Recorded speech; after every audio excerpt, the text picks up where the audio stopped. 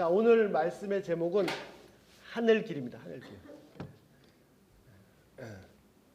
이제 2015년을 마무리하고 2016년 새해를 맞이하는데 곧 맞이하는데 저희가 다시 한번 위를 바라볼 수 있기를 기도합니다.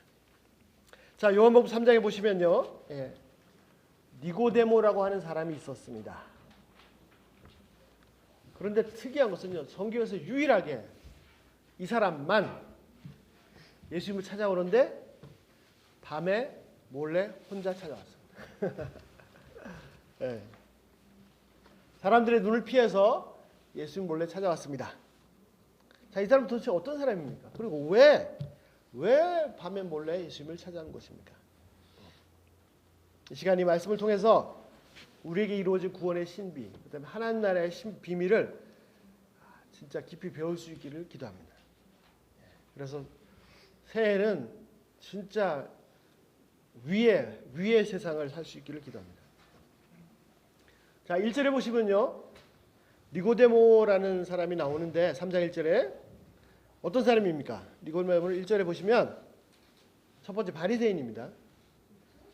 그리고 이름이 니고데모고 두 번째는 유대인의 관리, 지도층이었습니다.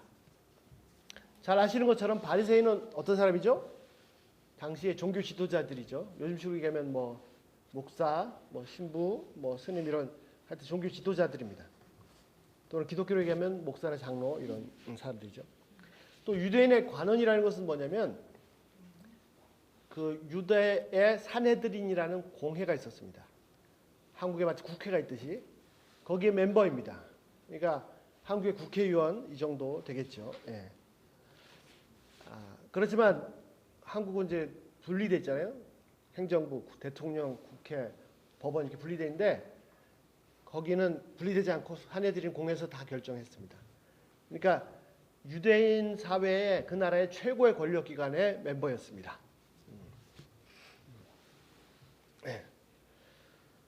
그래서 실질적으로는요, 요즘 국회의원보다 더 파워풀한 사람이었죠. 그는 니고데모는 유대 사회의 권력자 중에 한 사람이요, 엘리트 중에 엘리트였습니다. 그리고 이 자리에 오기까지 평생을 열심히 공부하고 훈련받고 절제하고 막 이렇게 해서 왔을 것입니다. 그리고 많은 젊은이들이 나도 열심히 공부해서 저렇게 니고데모 치면 되겠다, 뭐 그런 사람이었을 것입니다. 아무것도 부러울 것이 없는 사람입니다. 권력을 가졌죠. 종교적인 지도자죠. 지식 있죠. 학식 있죠. 뭐 재산도 비록 식민지지만 높은 자리에 많은 재산을 가지고 있었을 것입니다. 그런데 특이한 일이 생겼습니다. 그렇게 부족할 것이 없는 사람, 굉장히 성공한 사람, 아주 사회 지도층에서 권력을 누리는 사람이 왜 밤에 갑자기 몰래 사람들의 눈을 피해서 예수님을 찾아왔습니까? 자, 그의 말을 보면은 조금 힌트를 얻을 수 있습니다. 그가 예수님께 뭐라고 말했습니까? 랍비여, 선생님. 랍비란 말은 선생님이란 말이죠. 선생님은 하나님께로부터 오신 분인 것을 우리가 확실히 압니다. 자신은 하나님께로부터 왔다는 확신이 없어요. 왜냐하면 왜 예수님이 하나님께로부터 왔다는 걸 확실히 아냐면 예수님께서 행하시는 그 표적들, 기적들은 하나님께서 함께 하지 않으시면 아무도 할 수 없기 때문입니다. 니고데모는 예수님을 랍비라고 불렀어요. 선생님. 여기서 랍비라는 것은 단어를 바꾼 선생님이지만 우리처럼 무슨 학교 선생님 그런 의미가 아닙니다. 우리가 예를 들어서 뭐 김구 선생님 존경하잖아요. 그 김구 선생님이라고 하죠. 그런 의미입니다. 그 사회에서 굉장히 존경받는 지도자를 부를 때 하는 호칭입니다. 그런데 실제 10절을 보시면요, 니고데모가 랍비였어요. 니고데모가 선생이었습니다. 그런데 랍비가 예수님을 선생님 이렇게 불렀습니다. 그러면서 하는 말이 뭐냐면 예수님은 분명히 하나님으로부터 오신 분입니다 라고 얘기를 했습니다. 그 이유는 예수님께서 행하시는 그런 기적들을, 표적들을 보면 아무나 할 수 없는 것이기 때문입니다. 라고 얘기했습니다. 자, 분명히 이 밤에 그 니고데모가 예수님을 찾아온 이유가 있었을 텐데 그것을 단도직입적으로 얘기하지 않고 이제 먼저 인사말을 이렇게 늘어났죠. 예. 자, 그는 다른 사람 눈에는 선망의 대상이었습니다. 아무것도 부를 것이 없는 사람이었습니다. 그러나 여러분들 오래 살아보시면 아시겠지만 뭐 오래 사는 건 아니에요. 정작 본인은 아무한테도 얘기할 수 없는, 해결할 수 없는 문제를 안고 있었습니다. 차라리 그냥 부족한 사람이었다면, 죄인들이었다면 그냥 자기 있는 모습 그대로 하나님께 가서 솔직한 심정을 다 털어놓고 얘기하고 도움을 청할 수 있었을 것입니다. 그러나 그는 그럴 수도 없는 그런 위치까지 와버렸습니다. 혼자만 고민하고 있습니다. 그러다가 예수님의 소식을 듣고서는 예수님을 만나면, 다른 사람 몰라도 예수님 만나면 분명히 이 문제를 해결해 줄 수 있을 것이다. 자신의 내면에 깊이 숨겨놨던 그 문제를, 그 근본적인 문제에 대해서 예수님이 대답을 가지고 계실 것이다. 그렇게 생각했습니다. 그는 그런 내적인 문제를 아무한테도 얘기할 수 없습니다. 비록 자신이 정치적인 지도자일 뿐 아니라 종교적인 지도자였지만 내면의 고민을 해결할 수 없었습니다. 자신은 해결을 하지 못한 채 겉으로는 가르쳐야 됐습니다. 그럴수록 자기 속으로 점점 더 깊이 그 문제들이 꽁꽁 숨겨졌습니다. 그러다가 이제 예수님을 소식을 듣고 예수님을 만나고 싶었습니다. 그렇지만 니고데모 입장에서는 자신이 가지고 있는 그 지위라는 것 때문에 예수님께로 나가는 것도 쉽지 않았습니다. 그것이 마치 울타리처럼 그런 사회적인 지위와 명예가 있었습니다. 예수님은요 아무것도 없는 분이에요. 예. 더군다나 다른 바리새인들, 제사장들, 서기관들은 예수님에 대해서 반감을 가지고 있었습니다. 시기하고 미워했습니다. 결국은 죽이기로 결정했고 결국 예수님을 죽였습니다. 그런 상황에서 바리새인 자신이 예수님을 공개적으로 사람 많은 데서 떳떳하게 찾아갈 수가 없었습니다. 그렇다고 해서 자신의 고민을 해결하지 못한 채로 살 수도 없었습니다. 고민하다가 사람들의 눈을 피해서 정말 부러울 것이 없어 보이는 이 사람이 예수님을 몰래 찾아왔습니다. 이 니고데모의 모습을 통해서 정말 가진 것 다 가지고 있는 사람들,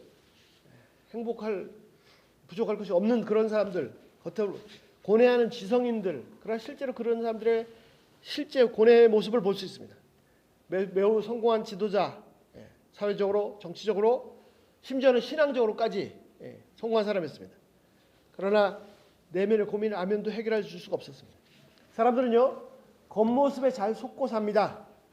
재산이 많고 사회적인 지위가 높고 또 특별히 한국 사회에서는 뭘 부러워합니까? 학력 많이 배우면 많이 뭐가 붙으면 좋아. 그런 거 부러워합니다. 그런 것에 속지 마십시오. 아무리 그런 데까지 가도 정말 근본적인 문제가 해결되지 못해서 고민하는 사람이 너무나 많습니다. 갑자기 자살한다든지 상상도 할 수 없는 일들이 생깁니다. 재산 때문에 부모, 자식 간에 또 자녀들 간에 막 죽기 살기로 싸우고 차라리 재산이 없고 잠언 말씀처럼 부유하지 않고 초막에서 화목하며 사랑하는 거 사는 것이 더 낫지. 높은 지위에 오를수록 지위 때문에 또 막 지키려고 막 상대방 그걸 위해서 상대방 죽이기 위해서 정말 왜 그렇게 사는지. 문제는 여기서 그치지 않는다는 것입니다. 문제가 더 깊은 데 있습니다. 근데 젊은 어린애들은 또 그걸 모르고 막 그것이 목표가 돼서 쫓아가고. 자, 그럼 니고데모의 근본 문제가 뭡니까? 예수님의 대답을 통해서 그 답을 확인할 수 있습니다. 예수님이 이렇게 니고데모가 이렇게 인사치레를 거창하게 했습니다. 예수님이 뭐라고 말씀하십니까? 그럼 예수님도 인사를 잘 받아주셔야죠. 그리고 천천히 대화를 풀어가셔야 되지 않습니까? 바로 말씀하십니다. 우리 3절 보시겠습니다. 3절에 뭐라고 하셨죠? 예수님 말씀하시기를 진실로 내게 이르노니 내가 거듭나지 아니하면 하나님 나라를 볼 수 없느니라. 예수님은요 니고데모의 문제 핵심을 바로 찌르셨습니다. 예수님은 겉모습에 속지 않으십니다. 예수님 뭐라고 말씀하셨어요? 내가 거듭나지 새로 나지 않으면, 다시 태어나지 않으면, 위로부터 나지 않으면 하나님의 나라를 볼 수 없다. 니고데모의 말에 예수님은 전혀 엉뚱한 말씀을 하시는 것 같습니다. 아니요. 니고데모는 겉으로 뭐 아주 그럴듯하게 인사치레를 꾸몄지만 예수님 바로 핵심을 찌르신 거죠. 그의 문제가 무엇입니까? 니고데모 문제가 뭐죠? 니고데모가 그렇게 다 갖췄지만, 그렇게 다 갖추면은 소유할 것으로 알았던 하나님의 나라가 없다는 것입니다. 부자 청년 기억나시죠? 부자 청년이 뭐가 부러워서 예수님께 왜 나왔습니까? 영생을 얻을 수, 어떻게 하면 영생을, 그렇게 했는데도 영생이 없다는 겁니다. 차라리 아무것도 없었으면 그냥 바로 영생을 달라고, 하나님 나라를 달라고 할 수 있을 텐데, 이 갖춰놓은 것이 울타리가 돼서 실제로 아무것도 없는데 그 안에 갇혀서 나가지도 못하고 있는 거예요. 그래도 이렇게 나온 사람은 정말 대단한 사람이죠. 그런 매우 성공한 지도자였고, 재산이나 명예나 학식이나 부족한 것이 없고, 사회적으로 존경받고 인정받는, 남들이 부러워하는, 오히려 남들이, 젊은이들이 이상으로 삼는 그런 모델이었을 수 있습니다. 그렇지만 정작 본인에게는 뭐가 없습니다. 하나님의 나라가 없습니다. 쉬운 말로 전혀 행복하지 않았습니다. 열심히 공부하고 노력해서 자신이 목표한 걸 다 이뤘습니다. 대부분은 다 목표를 이루지 못하고 실패하고 중간에 탈락하는데 다 이뤄 현재 자리까지 왔습니다. 그래서 정점에 내가 원하는 걸 다 성취했는데 와보니까, 오기 전에는 다 있을 줄 알았는데 와보니까 그 행복이 없는 겁니다. 또다시 저 산 너머에 여전히 불행했습니다. 여전히 문제들은 많고, 아니 더 깊어지고 문제는, 그리고 같이 위치에 와 있는 다른 지도층들, 사람들 더더욱 실망스러운 모습들, 오히려 더 막 실망스러워. 여러분, 한국 사회는요 학력이 최고거든요. 공부를 해보면 해볼수록 사람이 어떻게 바뀌는지 아십니까? 뭐 100%는 아니지만 일반적으로는요, 하면 할수록 어떻게 바뀌냐, 점점 자기밖에 모르는 이기적인 그럴 수밖에 없어요. 하여튼 자, 매우 경건해야 될 종교 지도자들까지도 시기심과 미움으로 자기 자리 지키기 위해서, 그거를 놓지 않기 위해서 빠둥거리고 미워하고 사람 죽이고, 너무너무나 실망스러운 모습입니다. 문제는요, 그가 목표로 해왔고 지금까지 이룬 이 모든 것들이 하나님의 나라를 이루지 못한다는 것입니다. 그의 지성으로, 권력으로, 명예로, 심지어 존경과 재산과, 아니 자기의 종교로, 자기 신앙까지도 그를 하나님의 나라로, 천국으로, 낙원으로, 참된 행복으로 인도하지 못한다는 것입니다. 남들은 자신을 부러워할지 모르지만 자기는 헛살은 거예요. 여기가 아닌데 왜 내가 여기 와 있는가. 자신의 인생을 다 투자하고 자신의 모든 에너지와 정열을 다 쏟아서 지금까지 왔는데 와보니까 아닌 거예요. 그에게는 하나님의 나라가 없었습니다. 예수님 바로 그에게 바로 핵심을 말씀하십니다. 하나님의 나라는 지성이나 명예나 권력이나 재산으로 그 어떤 것으로 소유할 수 있는 나라가 아니다. 뭐라고 말씀하십니까? 하나님의 나라는 다시 태어나기 전에는 절대로 볼 수가 없다. 니고데모뿐만 아닙니다. 이 세상의 모든 사람들은 니고데모처럼 하나님 나라에 들어가기 위해서 평생을 수고합니다. 왜 그렇게 열심히 공부하고 열심히 일하고 막 새벽부터 밤에, 그 이유가 무엇입니까? 결국은 행복하고자. 이민하신 분들 너무 안타까운 모습들이 있어요. 자식을 위해서 막 이민 와서 막 죽도록 새벽부터 밤늦게까지 수고하는데, 그 키워놓은 자식이 공부 잘하고 대학 잘 간 줄 알았더니 나중에 봤더니 막 마약하고 동성애 빠지고. 여러분, 하버드, MIT 바보들 들어보셨어요? 제가 시간이 없어서 나중에 개인적으로 따로 봤는데, 심지어는요 최악의 사건 뭐죠? 조승희 사건, 청우. 도대체 누구를 위해서 그렇게 하는 거예요? 결국은 행복하고자, 성경 말씀대로 표현하면 하나님의 나라를 얻고자 하는 것입니다. 하지만 미안하지만 행복은, 하나님의 나라는 그렇게 얻어지는 것이 아닙니다. 돈이나 성공으로, 명예로, 학식으로 얻어지는 게 결코 아닙니다. 하나님의 나라는 딱 한 가지, 어떻게 해요? 거듭나야 볼 수 있습니다. 그런데 더 안타까운 것은 뭐냐면요, 이 사실을 아무리 얘기해줘도 깨닫지 못한다는 거예요. 평생을 헛수고해서 니고데모처럼 되어 봐야 겨우 수긍하는 사람들 있습니다. 아무리 얘기해도 도대체 알아듣지를 못합니다. 그리고 오직 성공만을 위해서 아무것도 없는데 달려갑니다. 너무 안타깝고 답답한 모습입니다. 그 길을 평생 가봐도 이미 좌표가 잘못 잡혀있는데, 거기 하나님 나라가 없는데, 그리고 그 길을 가도 하나님 나라 없다고 그렇게 얘기해 주는데도 그래도 갑니다. 니고데모처럼 그 자리에 가서 직접 가보고 직접 눈으로 확인하고 경험하고 그래도 인정하면 다행이죠. 그것도 인정 못하고 그 자리를 막 지키려고 안 놓치려고 막 꽉 거는 더 악하게. 아, 여기 하나님 나라가 없구나. 인정하지 못하는 경우도 많습니다. 왜 여기 하나님 나라가 없지? 나는 이렇게 수고하고 애써서 사람들이 볼 때는 정말 성공한 자리까지 왔는데 왜 행복하지 않지?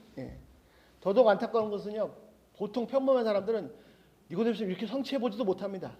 가보지도 못하고 중간에 떨어져서, 그렇게 계속 무슨, 나는 저기에 탈락했기 때문에 없다, 행복하지 못하다, 뭐 이렇게 규정해놓고 그냥 산다는 거죠. 또 서로 탈락하고 부족해도 관계 없습니다. 누구에게나 다 하나님 나라는 열려 있습니다. 자, 예수님 분명히 말씀하십니다. 하나님 나라는 어떻게 들어간다고요? 성공이나 돈이나 지식이나 명예, 학력으로 들어간 게 아닙니다. 거듭나야 들어가는 거예요. 거듭나야, 다시 태어나면 하나님 나라에 들어갈 수 있습니다. 당연한 말입니다. 어떻게 보면 성공하지 못해도, 능력이 없어도, 부자가 아니어도, 심지어는 너무너무 막 어리석다, 무식하다, 바보 같다, 심지어는 아주 막 감옥에 가야 되는 그런 죄수일지라도 관계없습니다.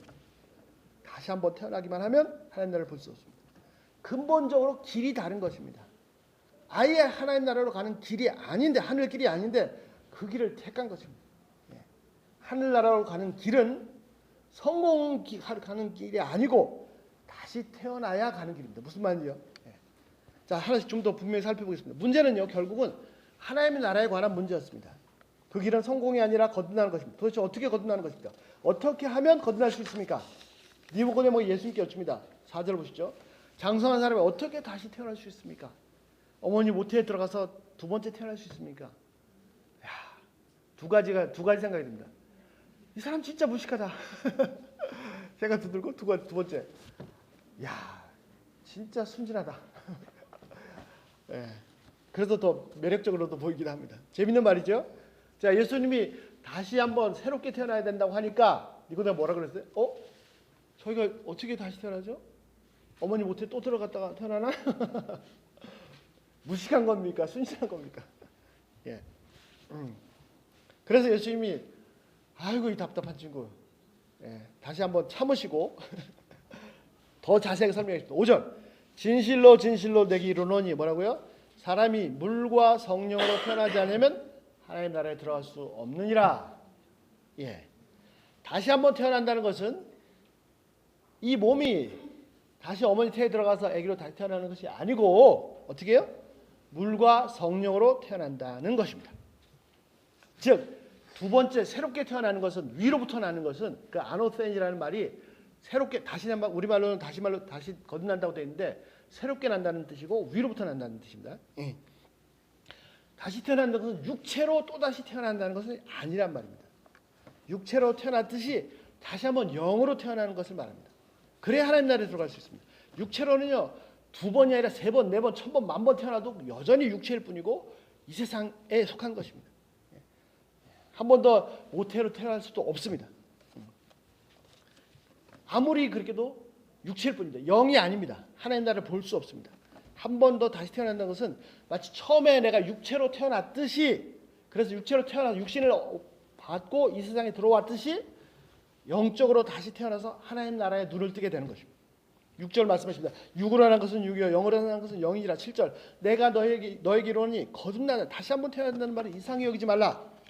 문제는요, 영으로 일하는 일들을 사람들이 눈으로 보아도 알 수 없고 볼 수 없고 알 수 없다는 것입니다. 그래서 다시 말씀해 주십니다. 뭐라고요? 8절, 바람이 원하는 대로 부릅니다. 그래서 바람이 도대체 보이지도 않고, 근데 어떻게 소리가 있죠. 바람이 막 마음대로 불잖아요. 그래서 소리가 있고 지나가면 흔적이 있습니다. 성령으로 태어난 사람도 이와 같다. 예수님은 성령의 역사를 바람에 비유해 설명하십니다. 실제로요, 영이라는 그 단어가 바람이라는 단어 똑같습니다. 예.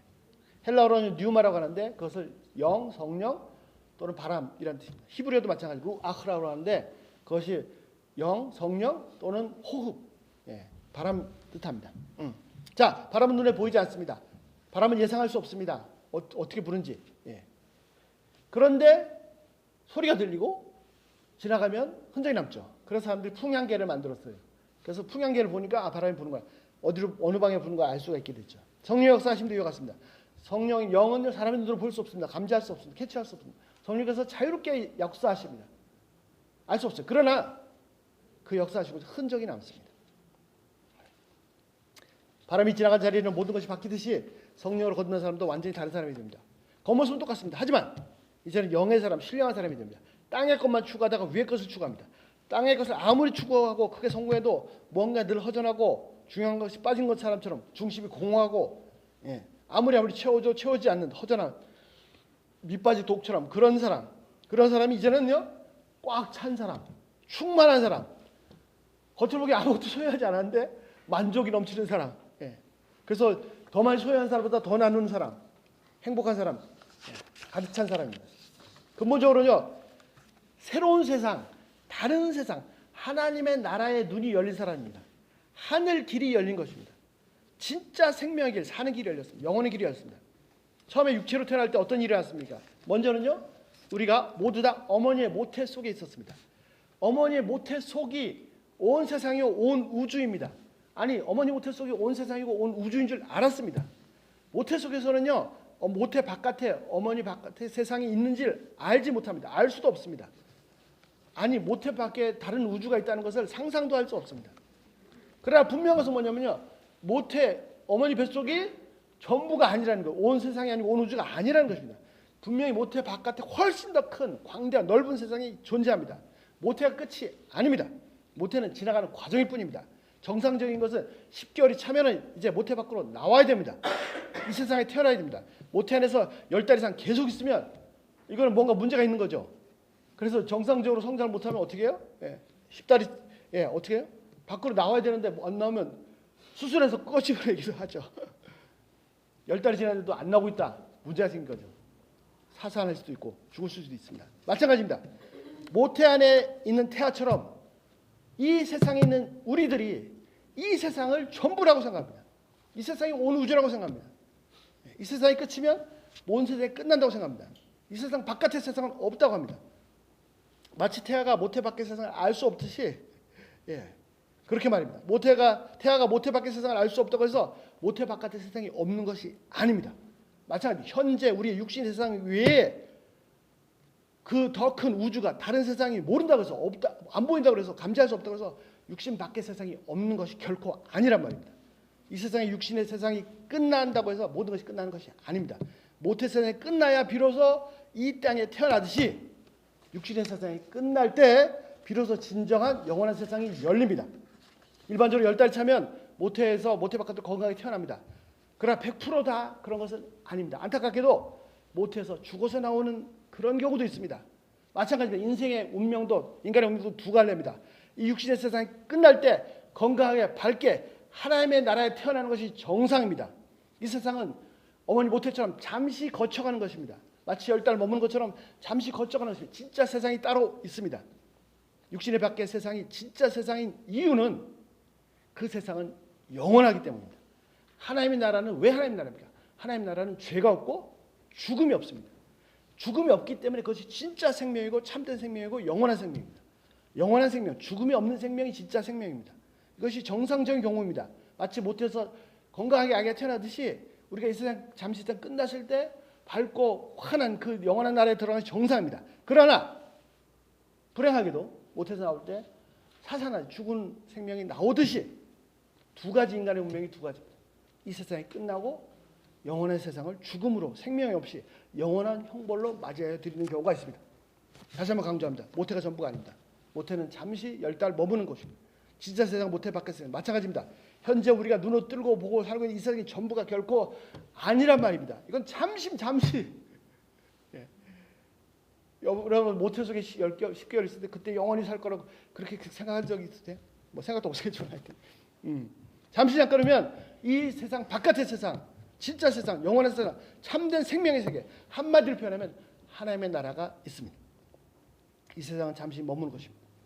10달 지나 건강하게 자라서 모태 밖에 건강한 생명으로 태어나듯이 이 세상이 영적으로 잘 자라서 이 세상 벗을 때, 우리가 육신의 몸을 벗을 때 진짜 생명, 진짜 세상, 영원한 세상, 하나님의 나라에 건강에 태어날 수 있습니다. 한 가지 더 중요한 것이 있습니다. 말씀 한마디 한마디가 다 중요하지만 하나만 또 중요한 것이 있는데, 그것이 뭐냐면요. 처음에 예수님이 두 번 표현하셨는데, 처음에 뭐라고 하셨어요? 거듭나지 않으면 하나님의 나라를 볼 수 없다고 그러셨어요. 근데 두 번째 말씀하실 때는 물과 영으로 거듭나야 하나님의 나라에 들어갈 수 있다고 하셨어요. 같은 얘기입니다. 넓은 의미에서. 그러나 조금 차이가 있습니다. 어떻게 차이가 있습니까? 하나님의 나라에 들어가는 것과 하나님의 나라를 보는 것의 차이입니다. 자, 우리가 육신의 장막을 벗을 때 그때는요, 하나님을 얼굴과 얼굴 대하여 보듯이 그렇게 하나님을 뵐 것입니다. 그러나 하지만 이 세상에서도 하나님의 나라를 맛볼 수 있습니다. 여러분, 태아가 엄마 뱃속에 있을 때도 태아가 엄마와 혹은 아빠와 교제를 합니다. 교류를 하죠. 엄마의 음성, 아빠의 부드러운 터치를 태아가 알고 반응합니다. 막 발로 차기도 하고 뛰놀기도 하고. 비록 우리가 지금 이 땅에 속하게 살다가 이 땅을 벗고 영원한 하나님에 들어갈 것이지만 이 땅에 발을 딛고 있는 이 순간도 전에 하나님 나라를 볼 수 있습니다. 경험할 수 있습니다. 충분히 맛보고 누릴 수 있습니다. 아니, 이 세상, 이 육신의 세상 전부가 아닌 것, 잠시 거쳐가는 분명히 안다면 반드시 거듭나서 이 세상에 있을 때부터 하나님 나라를 맛보고 경험하고 누려야 됩니다. 육신으로 난 것은요, 육체일 뿐입니다. 영이 아닙니다. 아무리 육신으로 난 것 성공하고 재산이 있고 뭐 재물을 모으고 권력 있고 학식 있고 능력 있고 해도 결국은 육체일 뿐이지 절대로 영이 아닙니다. 육신의 손가락뿐인 분 하나님 나라 것이 아닙니다. 하나님 나라에 들어가는 것과는 전혀 관계가 없습니다. 영으로 거듭나야, 물과 성령으로 거듭나야 다시 태어나야 됩니다. 예수님의 말씀에 니고데모가 뭐라고 했습니까? 9절. 어떻게 이런 일이 있을 수 있습니까? 니고데모는 무슨 말인지 하나도 이해를 못했습니다. 아니, 이렇게 똑똑한 사람 왜 이해를 못해요? 그렇게 지성인이었지만 성공한 사람이었지만 정말 선생이고 가르친 자였지만 도대체 이해가 안 됐습니다. 왜? 여전히 육에 속한 사람이었기 때문에. 이 말 들으시 예수님께서 니고데모를 야단치십니다. 10절. 아니, 너는 이스라엘의 선생이라는 사람이 어떻게 이렇게 중요한 이 핵심 진리를 모르느냐? 도대체 뭘 가르치까?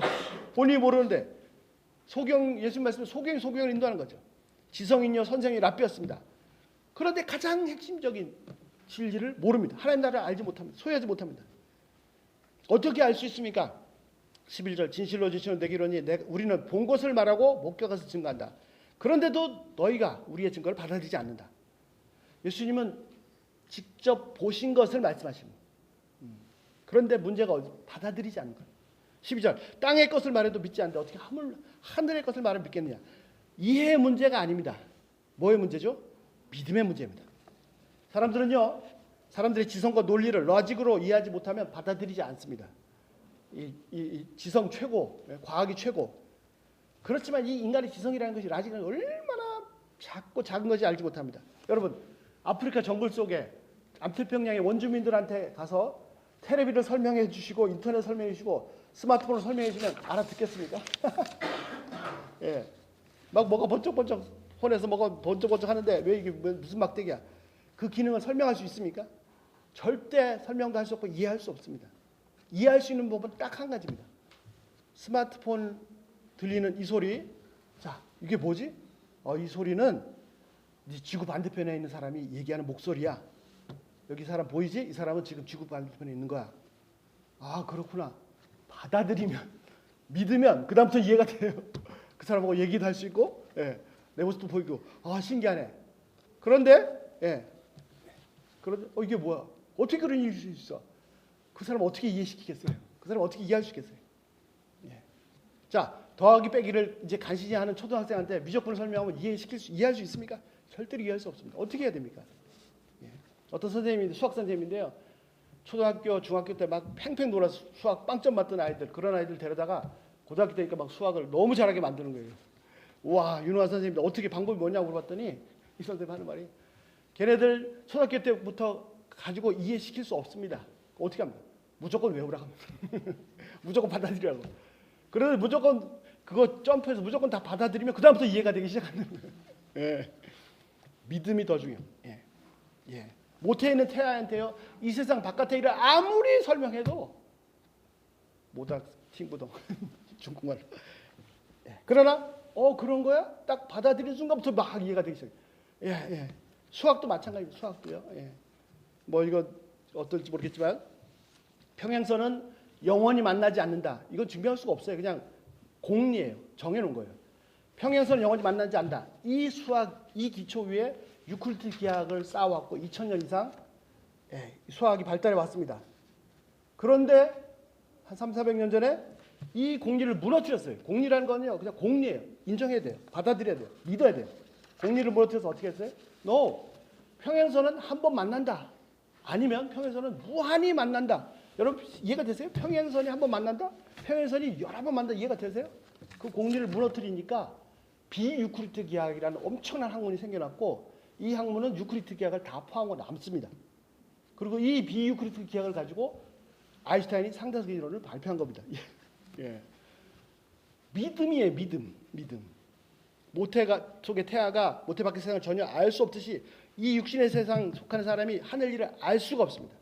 니고데모가 아니라 니고데모의 할아버지라도 솔로몬 천재라도 알 수가 없습니다.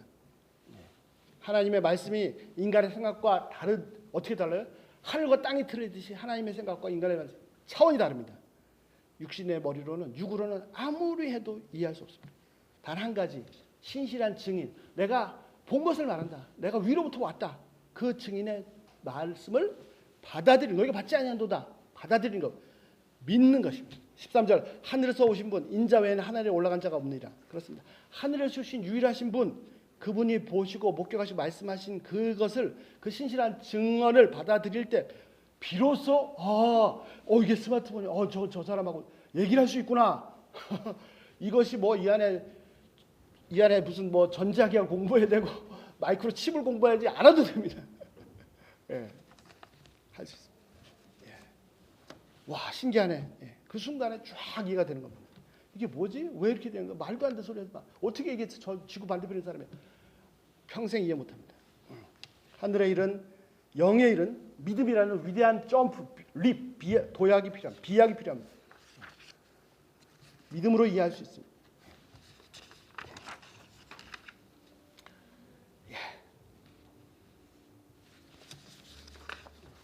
믿음이라는 날개가 필요합니다. 14절, 모세가 광야에서 뱀을 든 것 같이 인자도 순리하리니 15절, 이는 저를 믿는 자마다 영생을 얻게 하려 하심이라. 이 말씀이 핵심입니다. 이 말씀을 다 함께 나누겠습니다. 기도하겠습니다.